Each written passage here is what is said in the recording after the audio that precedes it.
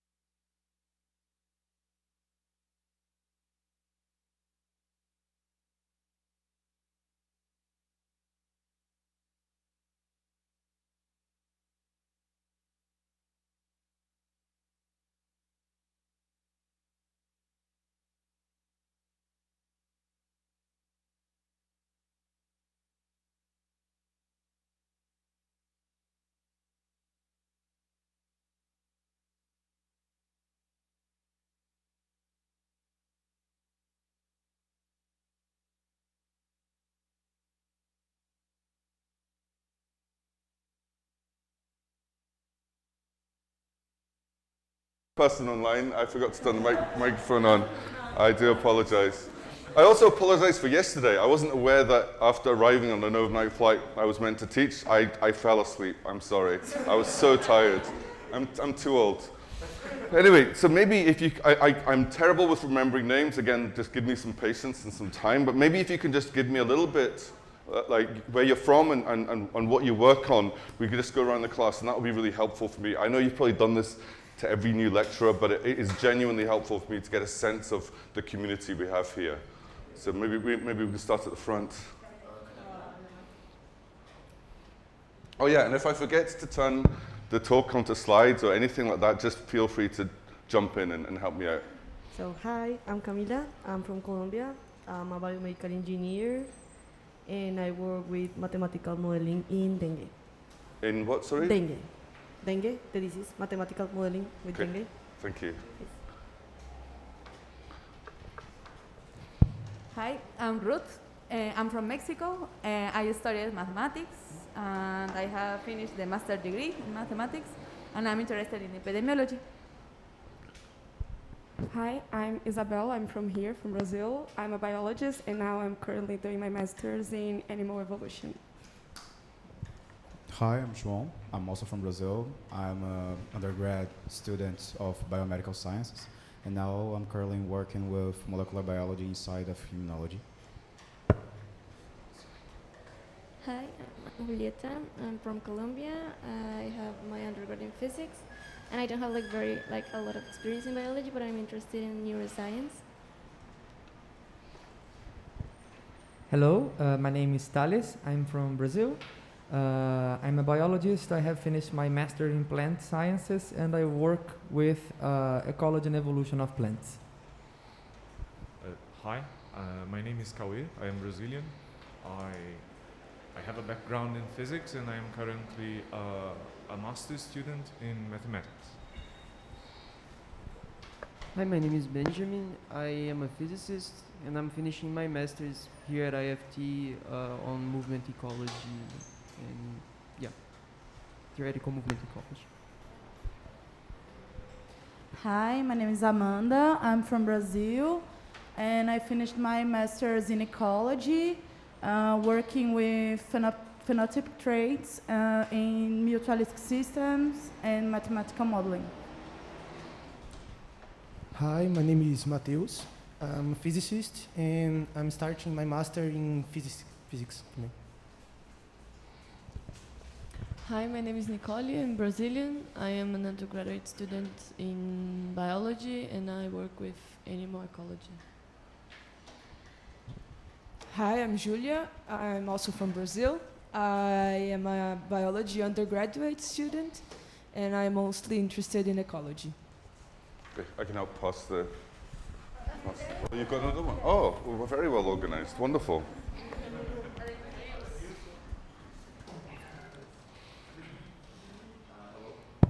Hello, my name is Adam Nilsson. I did an undergraduate degree and master's degree in mathematics, and I'm finishing the last year of undergraduate in biotechnology, and I have lots of interest. Hi, my name is Denise. I am a physicist by training, or with a bachelor's and a master's, and I'm mostly interested in mathematical modeling in epidemiology. I think it's on, but it's a bit weird. It's like, yeah, you have to hold it quite close, I think. My name is Tawane. I am a oceanographer. I'm from Brazil. I finished my master's last year, and I work with population ecology in sea turtles. Now I'm looking for a PhD in movement ecology in marine megafauna. Hi, my name is Amanda. I'm a biomolecular physicist. Now I'm studying second undergrad in applied mathematics, and I'm interested in modeling, mathematical modeling in general. Hi, my name is Sebastian. I'm from Colombia. I'm a biologist, and now looking for PhD in different areas related with evolution. Hi, my name is Cristiana. I just finished my undergrad in applied mathematics, and in my undergrad I was working with population genetics, and now I'm pursuing and applying for programs for master's degree. Hi, my name is Gislaine. I am a veterinarian by training, and currently I'm finishing my master's in biosciences and biotechnology, focusing on infectious diseases. Hi, my name is João. I've recently finished my master's in ecology and conservation, and I'm interested in macroecology and patterns of distributions. It is working. You just have to speak loud as possible. I'm Thales. I'm Brazilian. I have a background in biomedical science. I'm interested to study proteomics of snake venom toxins. Hello, my name is Mayra. I'm Brazilian. I have a bachelor degree in chemistry, and I'm finishing my master's degree in biochemistry. Hi, my name is Erica. I'm from Mexico, and I'm interested in systems biology. Hi, my name is David. I'm from Colombia. I'm a physicist and a biomedical engineer, and I'm finishing my master's degree in biomedical engineer, working with malaria epidemiological models and bioinformatics. Cool, well thanks very, very much. That's really helpful. And so a whole bunch of you will know a lot more than me about certain topics. So please, again, it would really help me if you've done this before, or if this relates to a previous lecture. It would be great if you could let me know so we can sort of find out what's most useful for you. So yeah, so I study collective behavior, and that really spans scales of biological organization, from the neural collective within the brain that gives rise to individual decision-making, up to how interactions among animals give rise to higher forms of intelligence in nature. So I'm particularly interested in the functional consequences of collective action. And so we work on a very wide range of topics in my lab, and we'll delve into a whole series of these over the next week. So a key aspect to this, and this is clearly something that's been stressed in this particular course, but is the importance of theory. Sorry, I don't know what making these things. So I want to get rid of the cursor. And theory can come in different flavors, such as simulation. Here you're seeing a predator attacking a prey group. And this allows us to capture many of the details we see in nature, such as the dimensionality of the environment and the fine-scale structure of groups. But often what's very important is I'm really interested in drawing parallels between systems that may initially appear to be very disparate, very different to each other. So although I don't have a training in mathematics, in fact, I dropped maths when I was 15, I didn't at the time, I was interested in art and painting and stuff like poetry, and it was only later that I realized that it's actually very beautiful to abstract out these general principles. And so what I hope to show you also is that, how the sort of techniques that you've been developing in your careers can really allow you to see the world in entirely new ways. And one of the cool things about studying collective animal behavior is it's so understudied as to be ridiculous. There's very few people have studied this. It's a growing community now. And as I'll show you, the advent of new technologies suddenly allows this to become a very quantitative field. And much of what I will talk about in terms of the modeling and the thinking about the systems I study comes from statistical mechanics. And so it's really during my PhD, I had no training in mathematics, I had no training in computer science, but I suddenly got really interested in pattern formation. I told you I was interested in art, so initially the interest was in terms of the beauty of nature. And then I suddenly realized that this whole world of statistical physics, that they're interested in the same types of properties in a range of different systems. And so what's really important in the work we do is to connect the theory and experimental work. And this can be both in the laboratory, where we can conduct controlled experiments with collectives, but also increasingly in the wild, in the field, using, in this case, drones and deep learning technologies that give us the same types of quality data. We're tracking all of these endangered zebra, for example, within the group. And another key important aspect is how on earth do we analyze these complex data? How do we think about collective systems? So data analysis, visualizing data, analyzing and reconstructing and analyzing the networks of communication in groups turns out to be really, really important. And so within my group, we try to integrate these. That doesn't mean every individual covers all aspects, although in all honesty, many do. People come in from, say, often from physics or from other quantitative areas like engineering, and they want to get involved in the experiments. They want to go to the field to see the animals in nature. And that also is really important. And as I said, I was initially driven by the beauty of these systems. And during my PhD in sort of late 90s, there were these beautiful shows on television, and I lived close to Bristol, where the BBC is, and I had the great pleasure to work with the BBC on documentary filmmaking, making simulations and writing scripts and so on. But really, that was it. It was a description of the phenomenon. We didn't have the technologies to go and get these types of data and really understand what was going on.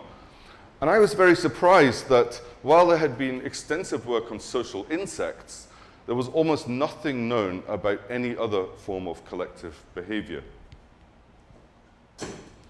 And so I mentioned, we're interested in studying these across scales of organization.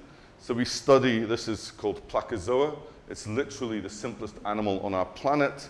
And it's a collection of cells, several thousand cells, that form a swarm. And if you look at the density of the cells, or if you look at the direction the cells are traveling encoded by color, you can see the hallmarks that we saw within the bird flocks and the fish schools before of these waves of turning propagating across the group. If someone could pass the mic back, we have a question. Yeah, I was thinking that myself. Oh, is it just here? Is it that simple? Yes. Or will I turn off the power to the room or something? No, okay. There we go.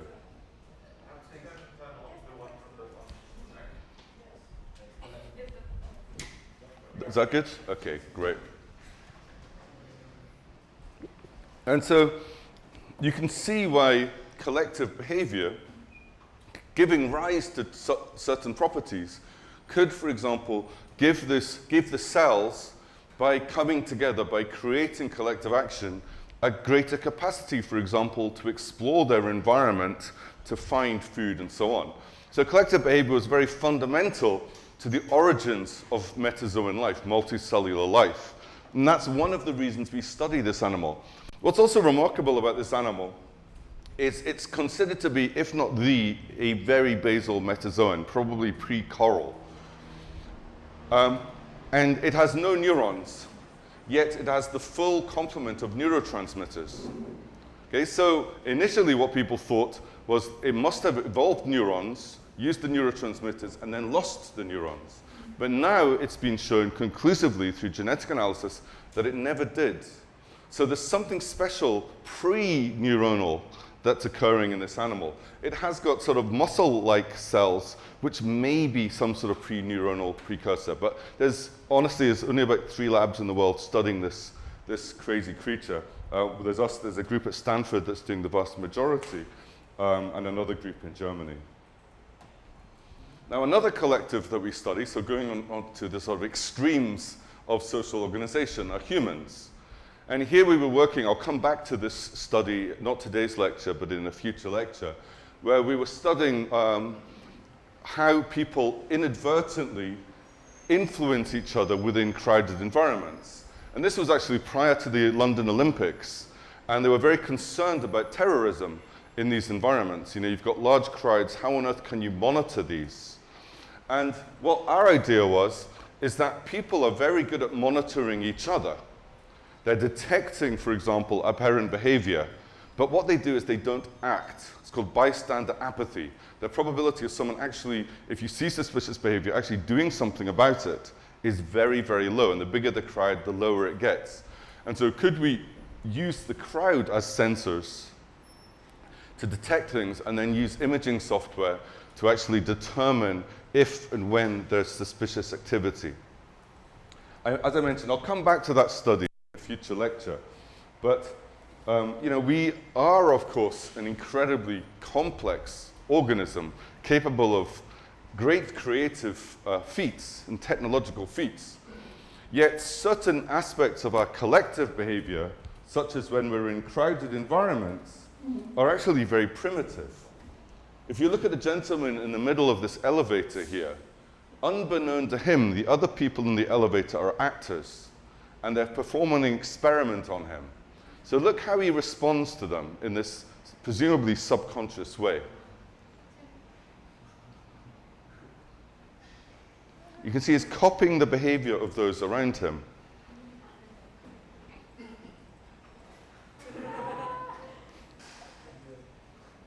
You can see him looking around, gaining social information.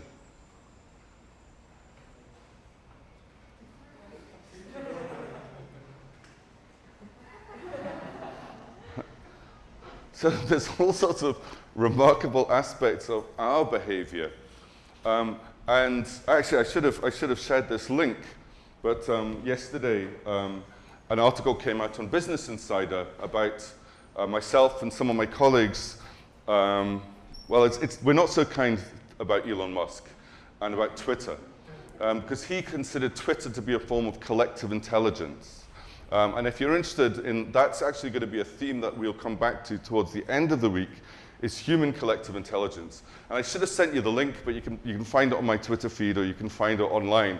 But it could be interesting for you to read that article to get a sense of where we're going to get to at the end of this week, which is thinking about the consequences that collective behavior has on fundamental issues like climate change, people's political views, and the ability of these companies potentially to distort information in quite profound ways. I don't have a conclusion, I don't have an answer, I don't have a solution, but I think it's a very important aspect of collective behavior that we'll get to. So we're going to start off with what we learn about with animal collectives, and then towards the end of the week we'll consider how does this teach us something perhaps about our own collective society.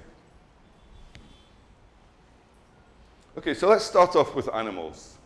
And I'm going to start off with insects and then kind of move generally in complexity throughout the week. But first, does anyone have any questions or any clarifications so far? No? Okay, so I'm going to talk about another aspect of collective behavior that profoundly impacts humans, and yet it's hardly studied by anyone, and that is insect mass migration. And so these are desert locusts, in this case being controlled as they're taking flight.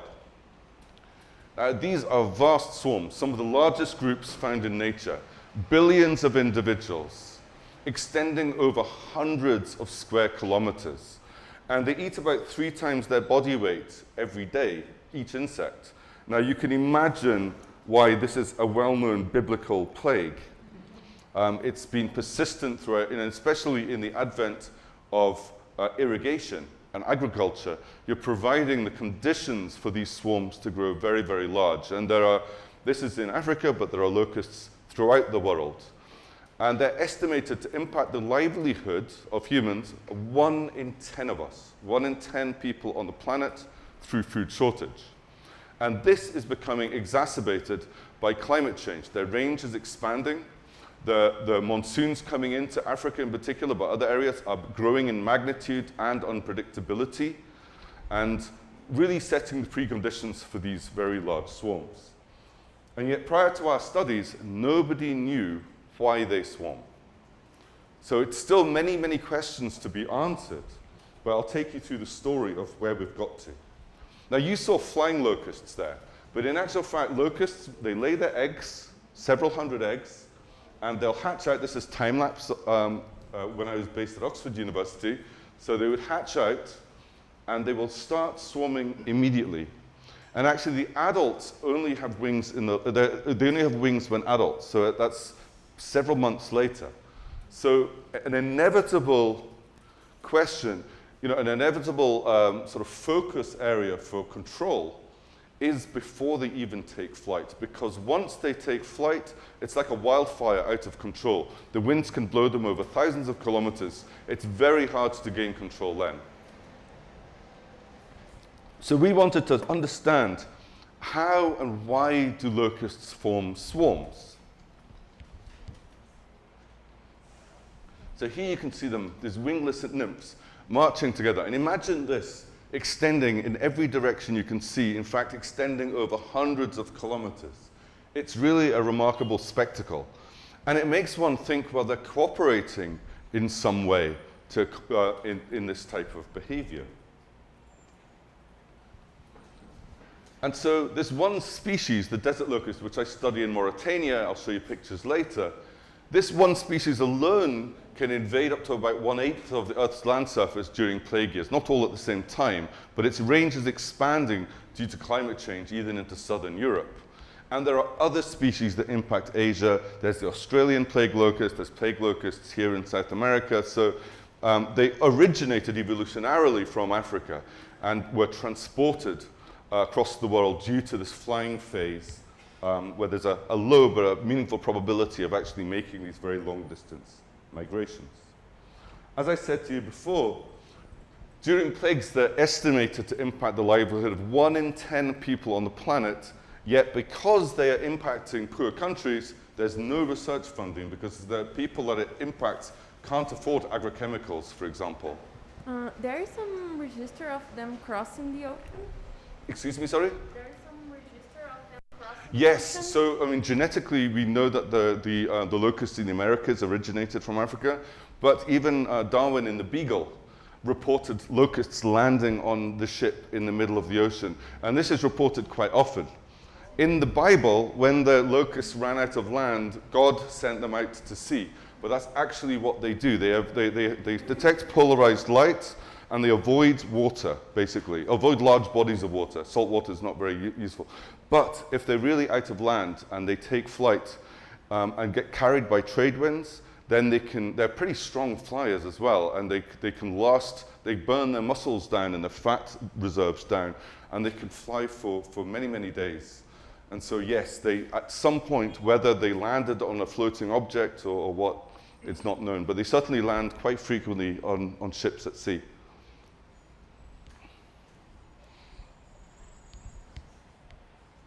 So in an article in Science, it was admitted that even after 50 years, fighting locusts is more of an art than a science. And that's kind of embarrassing, an organism that has this big impact. And those of us who grew up in Europe, we had locusts in our classrooms at school. It was one of the model organisms, one of the best studied animals pre-Drosophila in terms of neurobiology and physiology. Yet that was the individual locust. And the last time anyone put them together to see how they formed swarms was a woman called Peggy Ellis in 1954. And throughout the mid to late 50s, she studied several of the phenomena I'm going to describe today, but we didn't know about it because we didn't have Google Scholar. She published her work in the Anti-Locust Bulletin, which most university libraries don't have access to. And she, of course, didn't realize how her work translated to other disciplines. She was a biologist and just thinking about control efforts. So I want to ask some basic fundamental biological questions today. Why do insects such as locusts exhibit this behavior at all? And what are the biological processes that underlie this phenomenon? Now, I have a whole lecture on locusts. We could talk about locusts for days. And so I'm really condensing down just to some key aspects that relate to statistical physics. But again, I'm very happy to go off in different directions and would appreciate, I really appreciate when you ask questions or if there's anything I can clarify, because there's probably other interesting things to talk about. So we started off by thinking, well, they're not the smartest animals out there. And so we put them in this annulus arena, a sort of particle accelerator for locusts. And you can see that these individuals will tend to align with each other. They don't seem to know that they're going in a circle, and they'll march all day just like they do under natural conditions. I developed software that allowed us, sort of primitive software, that allowed us to track the positions of the individuals over time at around 5 frames per second. I couldn't really distinguish when they overlapped and all sorts of other caveats. But at the time, this was the most detailed study of any animal collective. So here's that video again. And so you can see that we wanted to get the information from the system that a human can't get. And so I just had a very simple computer vision software that allowed us to obtain these data. Now, if we take all of those trajectories of the individuals, we want to understand something about the structure of the collective. And if we take the trajectories, the movement of the locusts, let me just switch over.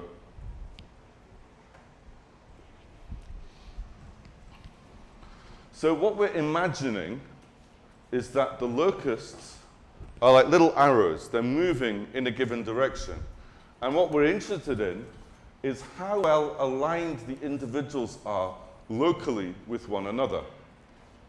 If the individuals are of low alignment here, what we can do is we can just add up these vectors and make them unit vectors, add them together from a common source, divide it by the number of individuals. And the length of the resulting vector, if it's disordered, will be close to 0. And we call this the order parameter. Oh, sorry, I keep breaking the chalk. So when I talk about order, what I really mean is the local structural order of the system, going in a continuum from completely disordered to being somewhat ordered, which is around 0.5, finally to 1, which is where or close to 1, where the individuals are all aligning with each other. Right? And because we're dealing with this in an annulus arena, of course, some are going down, relative to the screen, some are going up. Ultimately, they would cancel out if they're ordered. So what we're actually calculating is effectively the angular momentum of the system. Okay, so we can break the whole system down. So it's telling you what's the local order that is experienced by the individuals.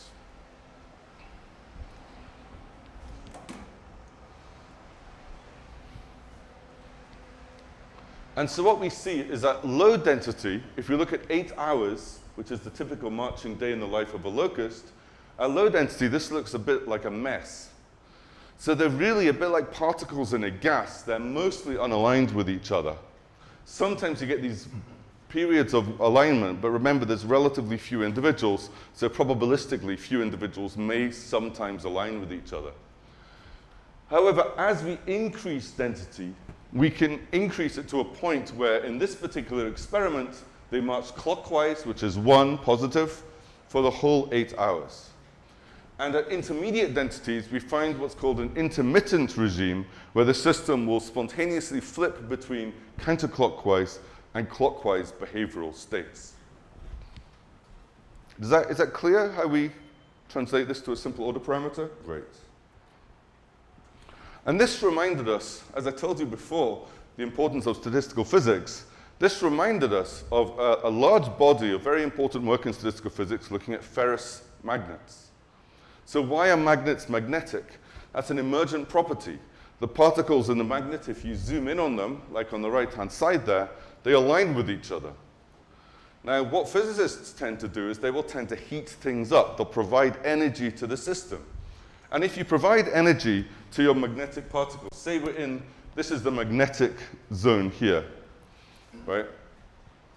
If you provide energy, the particles are going to jitter. But actually, nothing really happens. They still stay aligned. The magnet still has its magnetism. You keep heating it up, adds a bit more jitter, but the magnet still stays magnetic. However, if you heat it up to a critical temperature of 770 degrees centigrade, known as the Curie point, suddenly, any more heating will cause the magnet to lose its magnetism. And so those of you coming from physics will be very, very familiar with this type of phase transition. So these concepts of changing a continuous parameter, in this case temperature, and then having a discontinuity in the collective properties is a fundamental feature of many ecological systems. This is one of the reasons that we're so concerned when you see sort of flickering between system states in ecology, because it might be indicative that the system could undergo a transition. What we also know from physics is once a system has undergone a transition, there can often be strong hysteresis, which I'll come back to, which means you can't necessarily restore an ecosystem very easily. You need to transition through that continuous variable space much, much further than when the transition occurred. Again, I'm getting some nods. I know this is very familiar with many of you, but if anyone here hasn't covered phase transitions or doesn't know, we can go into that in more detail, either now or just come up and chat to me afterwards. So can we take this very simple idea from statistical mechanics and apply it to a real biological system?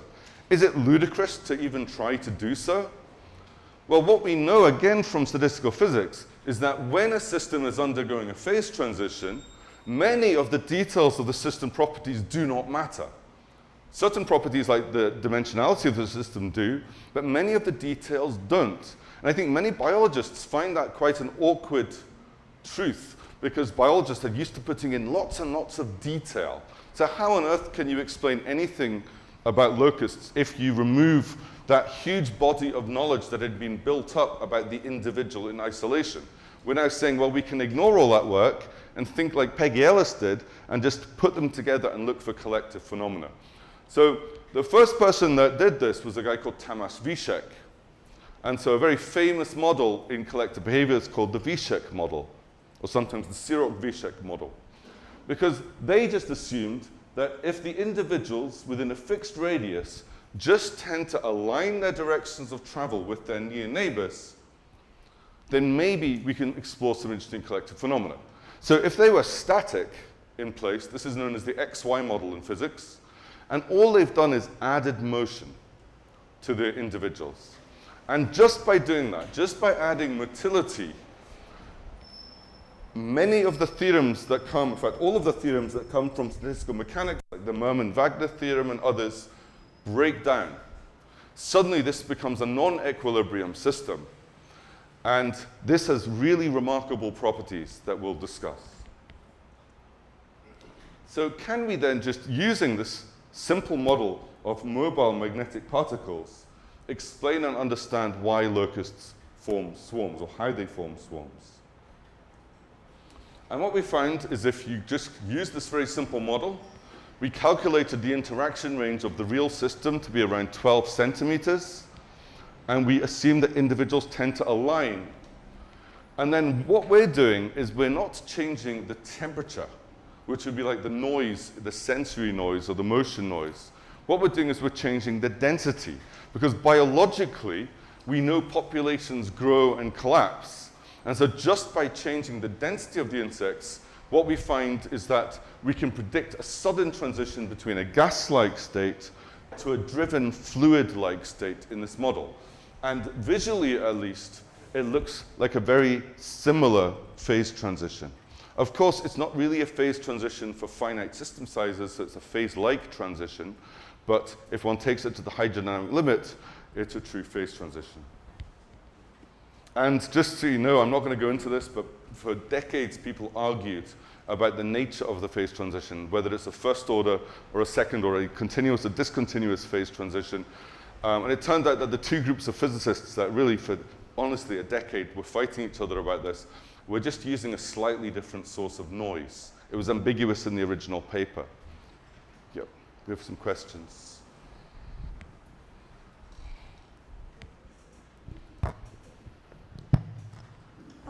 The sign, like the value, if it is -1 or 1 is just like the direction of the alignment? -1 is, in our notation, is counterclockwise, okay. So this way, and 1 is clockwise.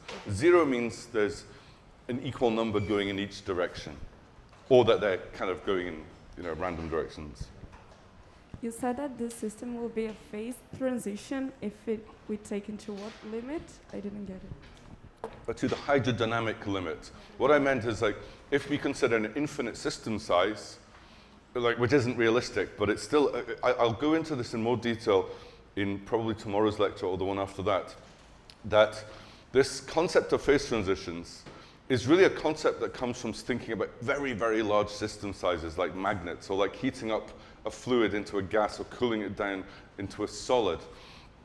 But and typically, the very strong nonlinearities tend to get more and more linear as system size decreases, which is why we have to be cautious to sort of think of these things as phase transitions. But actually, in a future lecture, I will show that even very small system sizes can approximate a phase transition. But what we often do is we take this model and then we look at it in the mean field or the hydrodynamic limit of sort of infinite system size to really to analyze the properties that it has there, because that can give us insights. So both are toys, right? This is a toy model of small system sizes. That's kind of a toy model of large system sizes, but they can be mutually informative. So thanks for that. It's a really important point.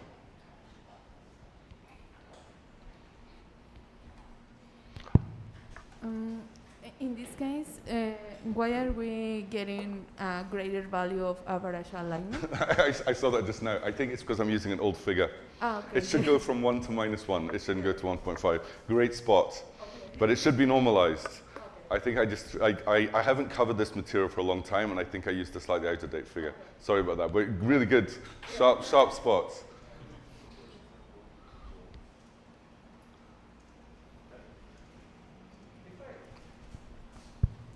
I think it's on, you just have to yell. If I had seen this, if I had thought of this movement before, not considering the results you showed, I'd assume there's probably some factor which is an attractant or some factor which is a repellent which drives those big migrations. Yeah. Is there, but from what you're showing us, it's not the case. And is there some environmental play in the driving of the movement besides the simple fact that they are in a large enough density that? Well, it's an absolutely really important question, and it's one that we'll come to, because this model is wrong. I don't know who said it, but all models are wrong, but some models are useful. And so what I'll do is I will increase the complexity of this model and actually show you in today's lecture that actually the V-shaped model, while very important, is fundamentally wrong. Now, we don't know whether the fundamental wrongness of the assumptions of the V-shaped model translate to different macroscopic or collective behaviors yet. Actually, bizarrely, we don't know that. right? Let's come to that later, though. But yes, so you have to, exactly as you said, we have to sort of think about this as deliberately being a toy model to make a certain point. But for example, because the V-shape model doesn't have any attraction in it, if you have an unbounded system, so normally we use periodic boundary conditions, but if you unbound the system, they will just dissipate. Clearly not what happens in reality. Yet, the simplicity of the model is still useful, as I'll show you.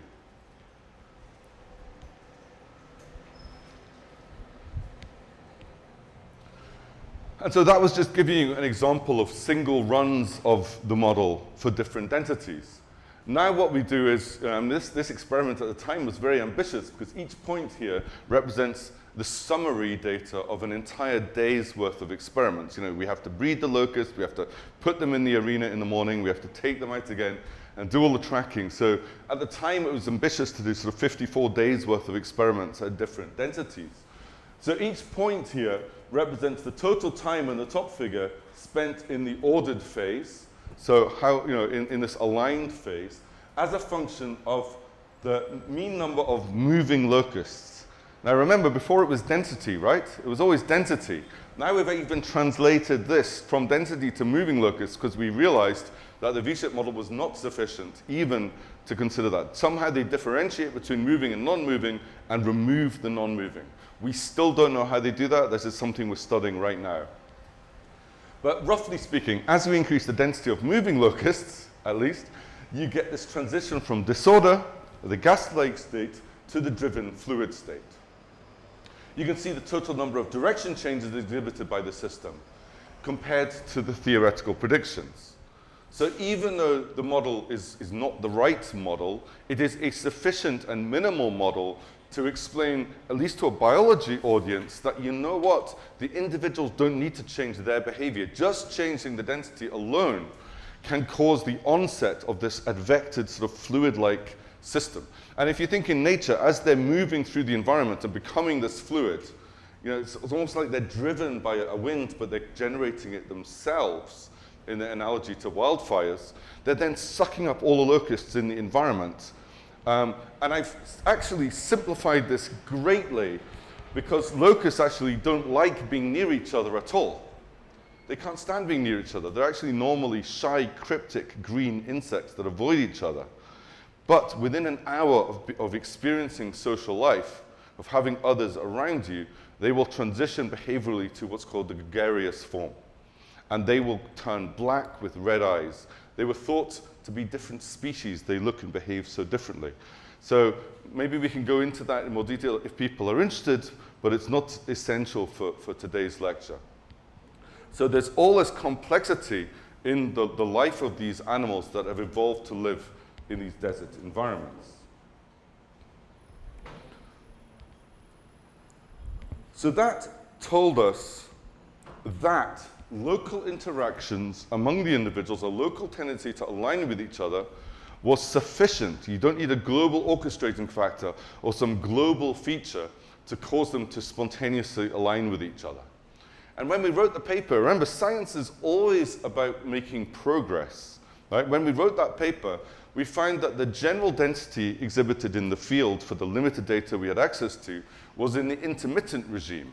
And so we sort of speculated, or maybe they're close to a phase transition, so they can communicate really effectively about food sources. That's probably nonsense, but we didn't know that at the time. It was only later that we discovered something else. And this is, again, the importance of chance events. So I told you before that we had to put the locusts in the morning and then take them out in the evening. Right? I am not a morning person, but my postdoc Jerome was even less of a morning person. The experiments just would not happen if I didn't come in and put the locusts in. So my job was to count the locusts, put them in the arena, set the system running. His job was to come in at the end of the day, take them out, clean the arena, get the data. And he was a sort of, he always wore black polo necks, and it was he's a very great scientist, really nice guy, but he's kind of scary because he doesn't express himself, doesn't talk very much. And one day he got angry with me, and it was so surprising. And he was angry because I'd consistently put the wrong number of insects in the arena. And I felt embarrassed. So how on earth can I not count? It's only till 110, you know, it's the most we ever put in. And so then I realized, well, we've got the tracking technology, right? So I go back and look, and I was counting correctly, but locusts were disappearing throughout the experiment. And there's no way they could escape, not a chance. And so this chance occurrence made us start looking at the videos. And this was actually with my first ever PhD student, Seppi Bazazi, who visited me last Friday. And it was just complete coincidence. She was an undergrad at the time. Like, she wanted to do a project with me on locusts. We had this bizarre observation. And if that combination hadn't have happened, if she had not wanted to work with me as an undergrad, then this study would never have happened. What we found was repeated aggressive interactions between these so-called vegetarian insects. And they would often damage each other. And if you're a desert insect, even having this much damage to your cuticle could be awful. But you know, clearly this locust is not going to survive. And so this completely turned things on its head, because everyone was thinking it was some cooperative type of group. We thought maybe they're gaining all these collective benefits and foraging together. This then told us, well, stop. Let's think about the evolutionary pressures on these groups. And so Sepede did experiments where, very hard to do experiments, where she cut a little window into the belly of a locust and located the nerve that gives it all of the sensation from the abdomen. And we found that it was always the abdomen that was being consumed. And she could cut the nerve, so those locusts could no longer feel the biting of other insects. And she, of course, did control experiments where she opened the locust up and she tickled the nerve with a paintbrush to show the same type of manipulation to the body, and then sealed it. So we now have locusts that can feel this from behind and locusts that can't. Now, at the time, we didn't have the tracking technology to distinguish between the two. But what we could do is put locust swarms composed entirely of nerve-cut individuals and locust swarms entirely of the tickled individuals that could still feel the sensation. And what we discovered, now this is now a time series, and it's not the order parameter now, it's the mean proportion of moving locusts. You can see that when the locusts can feel, the control locusts that can feel the biting behavior, they'll be stimulated by each other to march, to start walking. They're bumping into each other, biting others, and then they start moving and they start biting others in an autocatalytic process.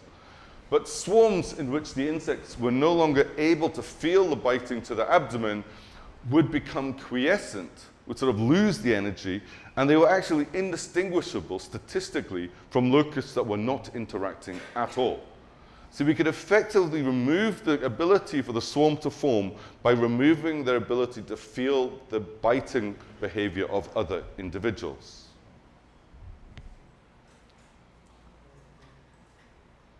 Oh, I don't have... We also did experiments where... Actually, let me just quickly pull up. I want to show you another experiment that I...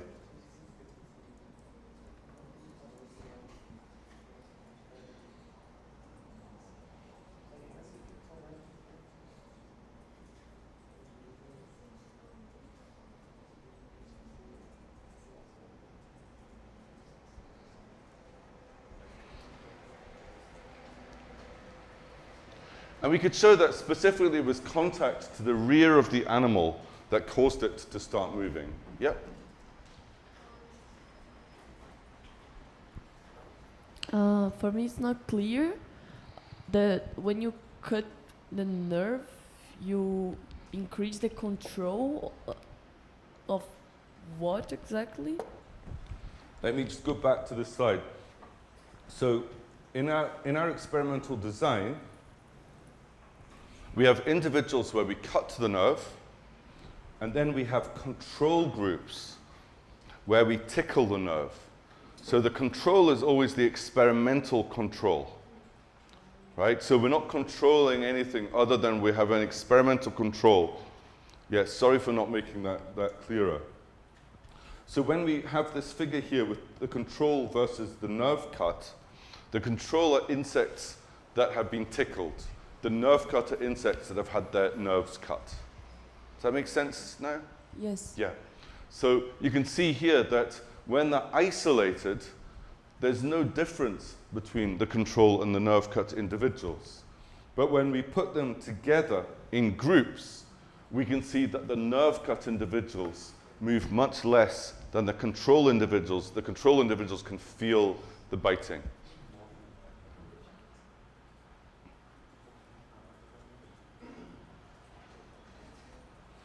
Now, that's not the only thing going on. Again, coming back to the question before about the complexity.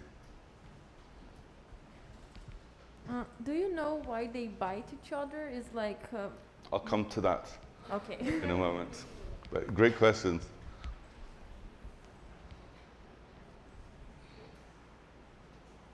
Maybe it has to do with what you were going to say, but this high variability in the behavior of the locus with the cut mean that maybe there are other cues creating the patterns? I mean, in the previous slide with the graph. Well, when a system is disordered, it tends to have high variance. Oh, okay, yes. So Makes it's sense. probably that. Oh, okay, okay. Clear. Yeah.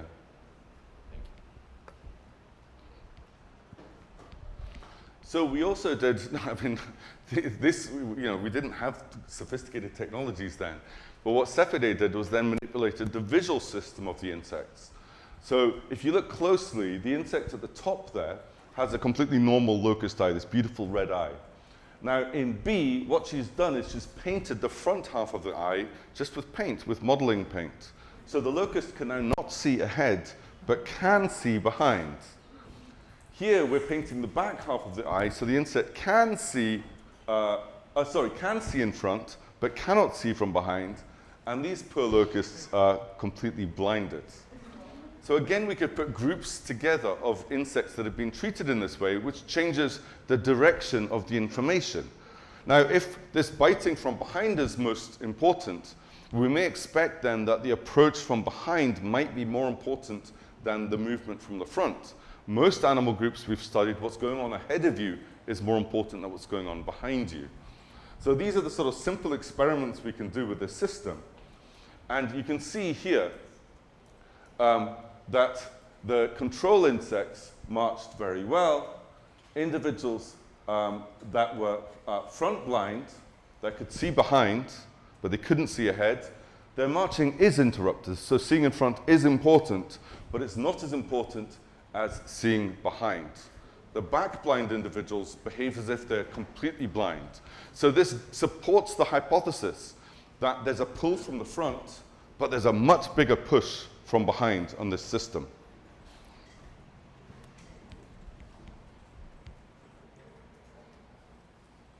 And so I wanted to test these ideas because, you know, it's fine and well doing these experiments in controlled lab environments, but what can we understand by studying them in the wild?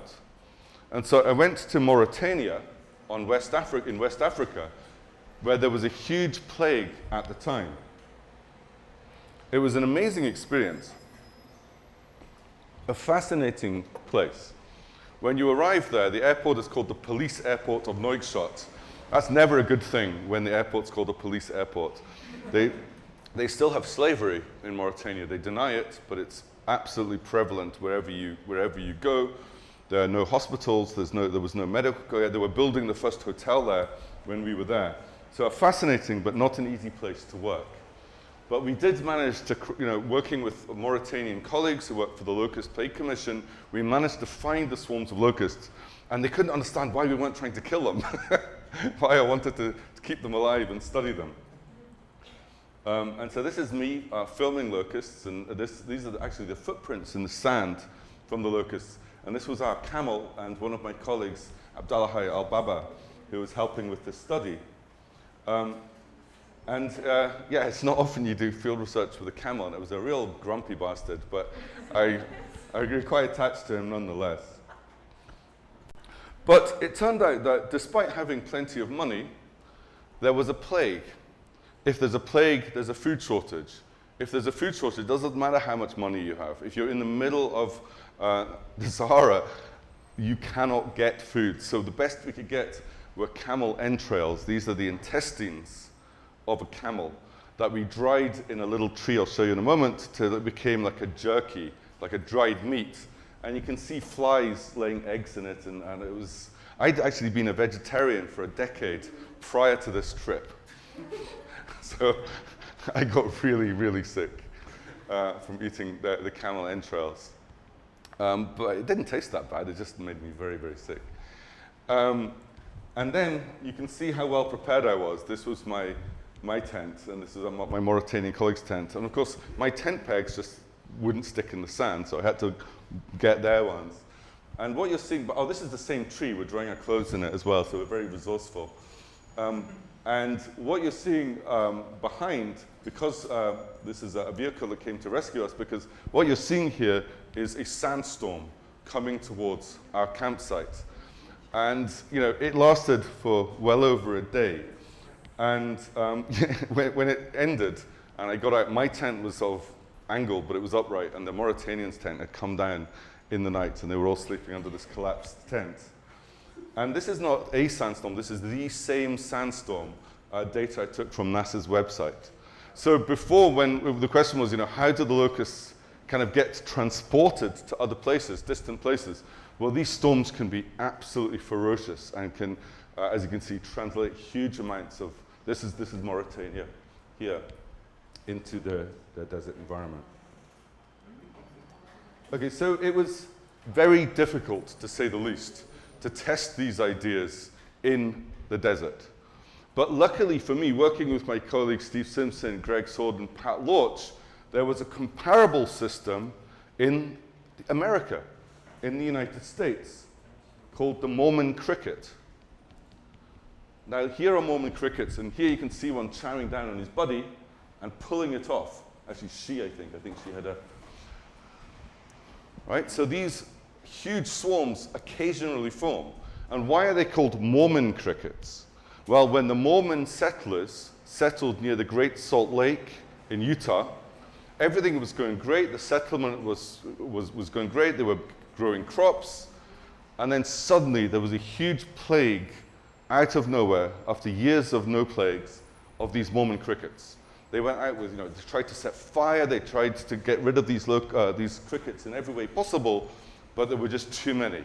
And their whole community was going to be, their livelihood was going to be destroyed, and probably their lives destroyed by these crickets. And then God sent a huge flock of seagulls from the Great Salt Lake that ate the crickets. And actually, when we were studying them, we also saw these flocks of seagulls coming in from the Great Salt Lake to consume them. So I think it's probably a true story. And if you go ever to Salt Lake City and you go to the Mormon temple, outside the temple, there's the seagull, which is the state bird of Utah, still surrounded by crickets carved in rock. It's really very cool. So we have a historically important creature. And much like the locusts, they seem to also be cannibalistic. So this is a roadkill jackrabbit. The ears are normally around the length of the body. Again, for a vegetarian, doing this type of research was a bit weird. I'm not vegetarian anymore. And they would crawl in through the eyes, in through the mouth, and they chewed the ears off this bunny. So clearly not vegetarian, right? And they would also, as you saw before, frequently eat each other. And so we conducted experiments where we put down artificial diets, where we controlled the question. Oh, okay. So basically, the way that we are seeing things now, the biggest part of depression is a repulsive force, right? Yeah. But from behind, specifically. Yeah, but I don't know, perhaps I'm wrong, but thinking like if the major force is a repulsive force, I don't know, maybe by chance the group won't divide, like. We'll come to that in a moment. Okay. I'll come to that shortly. Because you can, by all means, ask it again when we consider the model. So I'll show you what the model predicts. Okay, thanks. Because it's hard for a human to predict, right? When we deal with collectives, which is why it's so fun to do the modeling.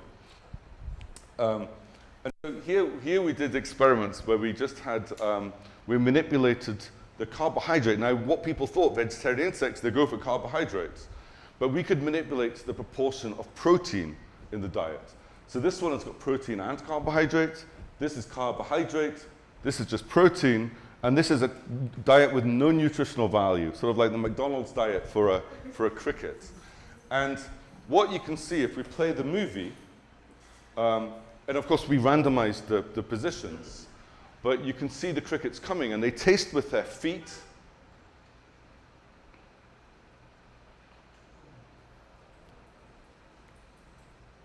So this one tasted the carbohydrate and left, tasted the protein and stayed.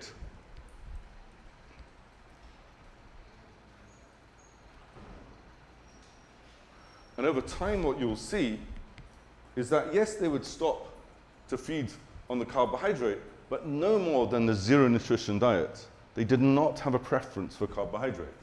But we start adding protein to the 21% protein diet, and that increased their preference, but adding more protein still increased their preference further, and they would fight over this proteinaceous diet. Now, if you imagine you're a desert animal in this environment, protein is going to be really hard to come by. What other things are going to be hard to come by in this type of environment from natural nutrition? Does anyone have an idea? Water is an obvious one. So they have a very strong preference for water. But there's one further critical thing that's hard to get hold of in an arid environment, and that's salt. Right? There's very little salt in plant products. And so we also tested their preference for salt. And you can see that, in fact, they're not so water deprived. They don't have a very strong preference for water. And this is like a living histogram. Of course, I randomized it when I did the experiments, but it was such a strong effect, I thought for talks I could have this living histogram showing that they absolutely love 0.25 molar salt concentration. If it gets too salty, again, it's no good, like the seawater, for example. And what does that turn out to be? Well, it turns out to be the concentration of cricket blood, the salt in cricket blood. And so if you're in a desert environment and you need to get access to salt and water and protein, another individual of the same species is already got everything in the right combination. And so it perhaps shouldn't be surprising that in actual fact they turn to cannibalism. And so we have this new mechanism. It's not cooperative. It's coordinated, but it's not cooperative, right? So when we see coordinated behavior in nature, there's often a tendency for us to think it's cooperative. Not necessarily. We need to think about the evolutionary pressures here. So we have this new mechanism that we call a forced march. Oh, and I won't show the data here, but we then did go back and show that this also explains what the locusts are doing. But it doesn't add much more to the story, to be honest. The locusts behave the same way. So individuals are attacking those ahead and trying to prevent themselves from being attacked from behind. Stop, and you risk being cannibalized.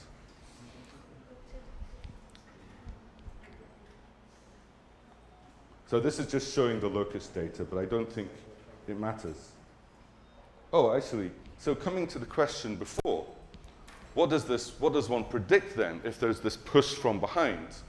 Well, you can clearly see that just the push from behind allows the system to start marching together and forming swarms. Now, I think I also have, this is again periodic boundary conditions, so a small simulation. Oh, yeah, these are the two insects. This is the same species. The animal can switch. And so if it's crowded, it becomes gregarious and shows all the behavior I showed you just now. If it's isolated, it becomes what's called solitarious. Now, there's another hysteresis here. The transition to gregarious behavior behaviorally occurs within an hour. But then if you isolate a gregarious individual, for it to become solitary takes days. So again, once you become gregarious, if you imagine the swarm is marching through the environment, hundreds of square kilometers of locusts, and you get sucked into the swarm, you quickly become part of that swarm. If you drop off the back of the swarm, you can still go back to your shy grasshopper lifestyle, which is so successful at low densities.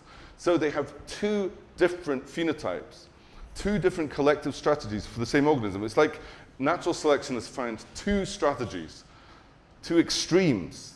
that seem to be helpful for the individual to flip between one and the other depending on ecological conditions. And there's still lots to be learnt about that, but I find it fascinating that you have this non-genetic capacity to flip states. I think there's maybe a question.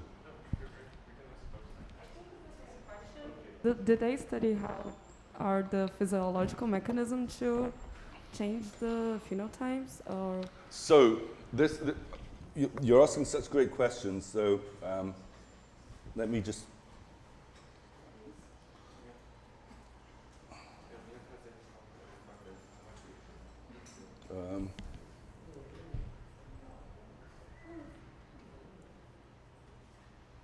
Oh no, that's coming up.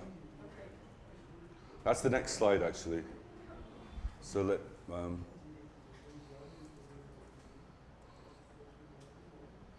Yeah, so that's actually a perfect segue to the next slide. But was there another question? Oh, the same. Okay. Oh, great. So there's this considerable phenotypic plasticity within an organism to flip between two extremes. And Steve Simpson, who was at Oxford University, that's where I worked with him for, goodness, over 20 years, but now is at University of Sydney, had done, when he was a PhD student, had done these ridiculous experiments where he basically slept for like 2 hours a night under a table in the lab and would tickle locusts in different parts of their body to work out how do they transition and also give them visual cues, olfactory cues.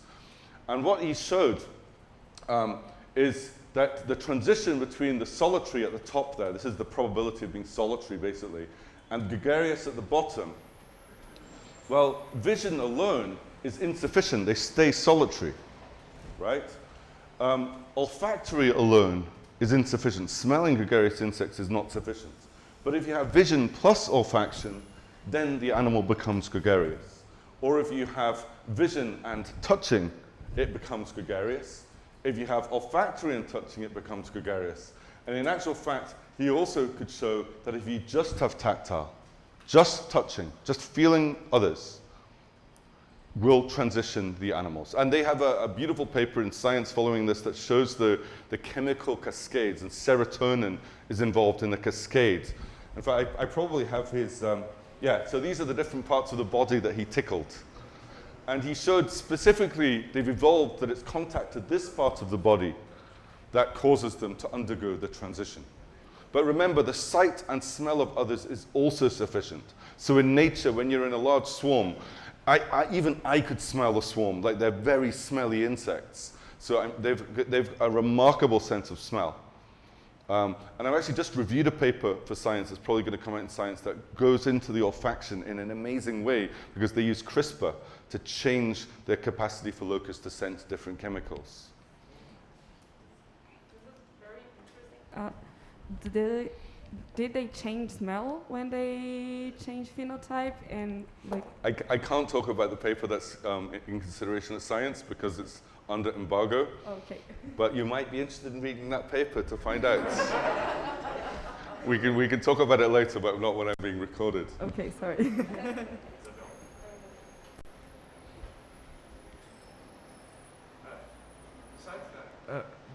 Is there a relation between the colorations they take on and the two different social aspects they may exhibit? You guys are asking the best questions. So, yes, and we still don't know what the true answer is. So my colleague Greg Sword, who I did the Mormon cricket work with, is coming next month on a 9-month sabbatical in Constance, so we're going to be able to work together again.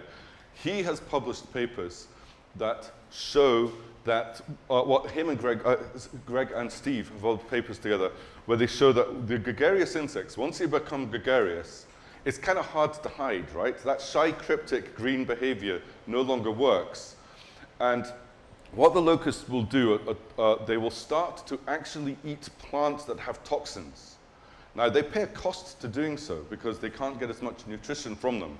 But what they can do is sequester the toxins. They can't create toxins themselves. They're not venomous, but they can become poisonous by sequestering and concentrating toxins in their body. And Greg, when he was in Mauritania, wanted to test this hypothesis in a way that only Greg would do, which is that he ate solitarius, and he ate a gregarious insect. And I wish I had the photo, because his lymph nodes were like golf balls. You've never seen a sicker looking individual. And so these, if you look in the pictures of me in Mauritania, my hands are covered in bandages, because these toxins actually react, they're photosensitive. And so I was handling the locust, not thinking anything of it, but then the toxins got on my hands, and then they reacted in sunlight, and my hands just came out completely blistered, like swollen. So these toxins are extreme. And so the other side to that story is, have you heard of aposematism? So like bees, wasps, they're black and yellow, right, or red. These are warning signals to predators. I'm toxic, don't mess with me. And there's a shared commonality in them, because it's just easier for a predator to learn these specific combinations. So they have the yellow, the black, and the red, suggesting it's aposematic. However, in addition to that, we think that the coloration might be important for giving them motion cues during the swarm behavior. So there could also be a component there. And we're testing this with virtual reality for locusts that I'll come to in tomorrow's lecture. Just a question, a follow-up question to that. But these toxins that they accumulate, they are not like. Let me rephrase. Because they do cannibalism too. But in this way, they can handle the toxins from the other individuals. That is a brilliant question. And actually, okay, so this, oh my goodness, what an evolutionary problem. And we never had the technology, but we can begin to do this now. I said, you give me a great idea. Because you're right. The toxins get so concentrated in some of these insects. And remember I said that they pay a cost to eating the plants? Steve has shown. And they're concentrating their toxins in their bodies. That's very likely to be a protection against cannibalism as well. In fact, I love Greg and Steve's work, but I never saw a single predation event in 2 months in the desert environment. You know, if they then put lizards into their experiments, yes, the lizards don't like eating toxic individuals. But an alternative, not mutually exclusive hypothesis is that the cannibalism pressure is so strong that you have to become sufficiently toxic to deter others. Brilliant idea, never been tested. And I don't see why we couldn't do that now with our new facilities, where we could actually grow the native plants that they sequester toxins from and test that idea. Brilliant idea. I should remember to do that in the spring. Because I think that's a more plausible hypothesis, to be honest, because I just never saw the predation at all, not once, in months. And so it's not necessarily clear to me that hypothesis. And of course, no one's done the experiment to really test because both come to the same conclusions. So really good idea.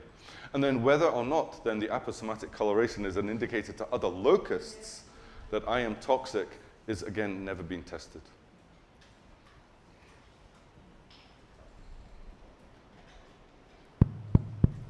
This seems like a very complicated life cycle. And how does reproduction get integrated? When does it happen? Can it happen at any moment? So again, a brilliant question. One of the coolest things is that the mother tells her offspring, or gives information to her offspring as to what to expect in the environment. And it's a chemical in the egg foam. And again, when I was at Oxford, I had a PhD student working with chemists there to try to find this chemical that's in the foam, because it causes this epigenetic switches in the offspring. So they're born to be gregarious or solitarious. So they know what to expect. And so I'll finish this, but then I would love to come back to my suspicions about the life history. But I'll tell a little bit about it now, but I'll tell you also what's not known in a moment. Let's come back to the life history in a moment, because I think it's really important. And so, yeah, I forgot that I had these slides. So, yes, so she gives this information. What a cool thing to do, to then give a prior to your offspring as to whether to expect. Because if you're born into this environment and you exhibit the solitarious behavior, you could be toast pretty quickly. And so we were also very interested in the evolution of this phenotypic plasticity. could the discovery of cannibalism actually tell us something about why the locust evolved this phase change, this phenotypic plasticity? Because remember, even into the 60s, I think it was, as late as that, many people still believed them to be separate species. And it was a guy called Uvarov that showed, in fact, that there's phenotypic plasticity, because people either studied, Peggy Ellis's work is just with gregarious. You have to rear them all on their own, which is a lot more work, to suddenly see this change. And so around this time, I'd moved to Princeton, and I had some startup money, and I got really interested in GPU computing, or using massively parallel programming to start simulating collectives, and not in hundreds, but thousands or tens of thousands of individuals. And so could we then begin to understand the evolution of this behavior? And so working with Vishwisha Guttal, who's now a professor in India, we could actually show that just by allowing our individuals to evolve under the threat of cannibalism, you can see that the response to moving away from others, and again, they could have evolved to move towards them, and they do evolve. Around a fifth of the force is moving to others. That's the aggregation tendency, but that's typically to the front. And so you're attracted towards others, and you move towards others that are moving away from you, but you evolve very strongly to move away from others behind you if the density is above a critical density. Below a critical density, you can see that they will evolve actually not to do that. So this sudden nonlinear transition as a function of density is a prediction of a model just with the threat of cannibalism. So you avoid both approaching and receding stimuli in your visual fields, or you escape from approaching stimuli, but you pursue receding stimuli. So this is called a loom response that, again, has been studied extensively in locusts. If something is moving away from you, it gets smaller on your retina. It's moving towards you, it gets larger on your retina. And they evolve to utilize that information. And then if you look at the macroscopic properties of the population, you can see that above a certain density, depending on the proportion of gregarious insects that have evolved, the system will exhibit this polarization. They'll form actually multiple groups moving around this environment that are kind of merging and splitting with each other. And so if you look, zoom in down here, they're kind of all avoiding each other, living their little shy, cryptic green grasshopper lives. And up here, above a certain density, they will evolve to form groups and form potentially very large swarms.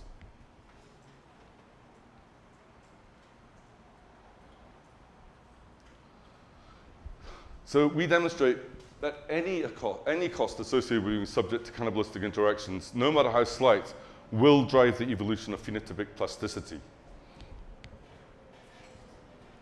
And that the benefits of gaining essential rare nutrients through cannibalism are not necessary, but they're probably a damn important proximate factor going on in the actual system. And they certainly speed up the evolution.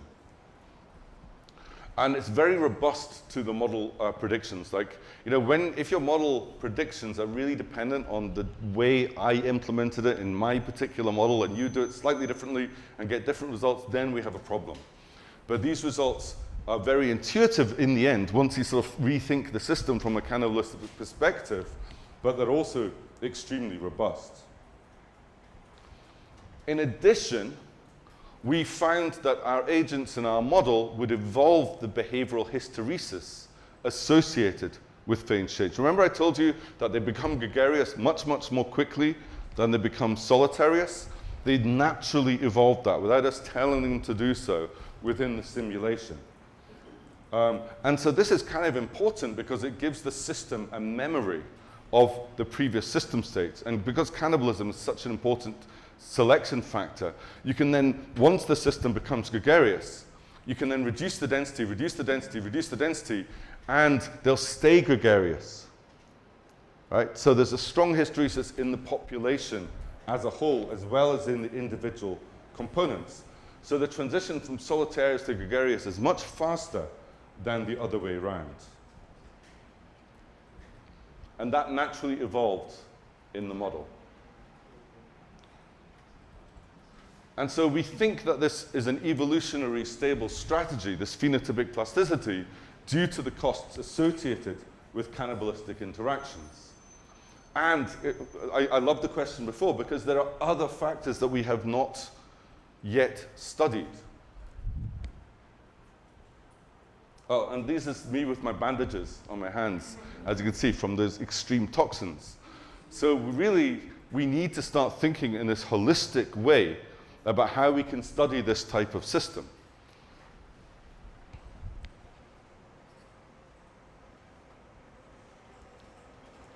And also, the advection, the spontaneous advection, the collective motion, allows these insects to escape nutrient-poor areas. Just like a human, if you put an individual locust in a barren environment, it will basically start going in circles and not knowing where it's going. It's very hard to have a ballistic trajectory unless you can pick up on, say, polarized light or other cues, and they don't seem to be good at doing that. Yet the swarms, of course, will naturally advect out of nutrient-poor areas. And because you can then feed on other individuals going through nutrient-poor areas, it's like, it's a horrible analogy, but humans in a lifeboat, you know, cannibalizing each other to survive being stranded at sea. It's an effective strategy. But we're so far away from having a holistic view of what's actually going on at these larger scales. And I think that is actually something that, let's see, I think that's me, yeah. That's actually something that I would love to think about in future. And so we have these amazing new tracking technologies at Constance that I'll just quickly show.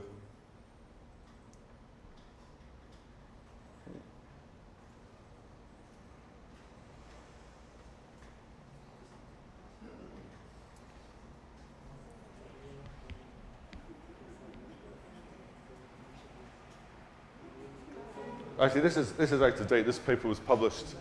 But there's these new technologies that allow us to track individuals, to identify individuals, to get extremely detailed information about who is whom, including locusts within swarms. And we can now do this in an environment that's about 15 by 15 meters within the laboratory. But also what's critical is to sort of go into the field and think about what's going on in the field. And so what I think is generally happening, if you imagine the continent as a whole. Sorry, there's a question. Thank you very much. So we have this huge problem. We have 1 in 10 people's lives on the planet being impacted here. During COVID, I don't know if anyone saw, but the first year, 2020, there was a huge outbreak of locusts, the biggest swarms in 70 years, because it became even harder to move people, chemicals, and equipment around. Also, when I was in Mauritania, they're still technically at war with Morocco over Western Sahara. You know, so actually, you've now got countries that are not cooperating in the locust control, and they often start in the north, in Morocco, and then basically follow the rains down through Mauritania into Mali and other places, Senegal, and there's no coherent effort because there's no money in it. Like if you try and get research funds to study locusts, good luck. And it kind of, I find it very strange because not only do I find it fascinating, but also we have this whole continental scale phenomenon. And with climate change and so on, you're getting more of these unpredictable storms that can bring in a whole bunch of rain. Now, if you've been in these environments, after rain, the vegetation flourishes. And so these cryptic green little grasshoppers that don't want to bother anyone, don't want to be near each other, they can grow in population density, right? But eventually that food's going to run out through drought or food shortage due to overeating, right? So when a drought comes and you get the sudden change of the environment, the locusts are forced to come together in the limited food that's available, the limited areas like near water sources and so on. And then they'll start gregarizing in these areas en masse. You've got billions and billions of insects that now within an hour of experience will switch to the gregarious form and will start marching together. And then they form what are called marching bands that move through these environments. And then when they get wings, they synchronize their behaviors. They synchronize many, many behaviors. They will take flight together. They'll wait for wind to come. They'll take flight together. That will translate them to different areas, and then they'll lay eggs synchronously in these egg-laying fields. And it's often in areas of like Darfur and Yemen and areas that humans cannot get to, so they're contributing to humanitarian crises. And it's a massive multi-scale problem. You showed how understanding locusts over centimeters can tell us something that happens over kilometers. Now, I think one of the big challenges now is to incorporate, using modeling, to incorporate some of the ideas that were coming up today about the different factors that occur, such that we can start making predictions, not at continental scales for sure, but maybe at scales of many kilometers. But then, you know, if you think about the amazing data that we have in terms of like rainfall, weather patterns, vegetation indices, I think there could be an interdisciplinary team composed of, you know, weather scientists and meteorologists and biologists and physicists that could have a real serious go at cracking a multi-scale problem like this, using the advanced data, using the knowledge that we can get to help design experiments in the lab. But the problem is money. There's no commercial value to this, and so it's really hard to get funded. And so I'm always kind of struggling to try and explain to people that this is, morally, this is something that we should do. We're not trying to exterminate the locusts. They probably have an incredibly important ecological role, much like wildfire has an important ecological role in maintaining biodiversity. But certainly in being able to predict when and where swarms form, we are still doing a terrible job. So even in 2004, when it was more of an art than a science, well, hopefully we've put some of the science into it. But I think it's the tip of the iceberg. And multi-scale modeling and the feedback between multi-scale modeling and experimental design using these new technologies, I think it's possible. I think it's possible to do a heck of a lot better than we are. But anyway, I think that's, I'm very happy to answer any more questions, but I think that's a sight of time for today. Coffee sounds awesome. Yeah, so yeah, of course, very, very happy to continue chatting and grab a beer and chat whenever. Cool.